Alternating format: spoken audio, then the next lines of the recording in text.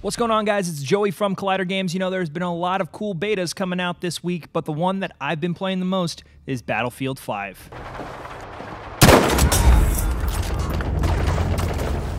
We're in an interesting landscape when it comes to FPS right now with all the battle royales and stuff, so I'm happy to go back to the Battlefield franchise and this thing that gave me massive maps from the beginning. To me, the appeal of Battlefield has always been playing with a bunch of people, and this is no exception. For those of you who aren't really aware, Battlefield is definitely a slower paced FPS than Call of Duty. It's one of the ways to show people that not all FPSs are the same. And another way to show that not all FPSs are the same is my KD ratio when it comes to Battlefield versus Call of Duty. Oh my god, I forgot how much I loved this franchise. This felt like a real World War II simulator. There was a lot of strategy to the gameplay. It's not about barging in face first, guns blazing, getting your friend shot in the ass. It's about taking your time and making sure you push strategically. I've got to say, out of all FPS multiplayers though, this is the most viable I have ever seen a sniper class. The top-down deployment map is something that Battlefield has had for a long time, and it really makes you make strategic decisions. Also, I love the subtle things that really do make this a World War II simulator. Little things like mounted turrets don't have a great range of motion, and when you get shot, you occasionally go into a bleed out phase where your teammates can save you,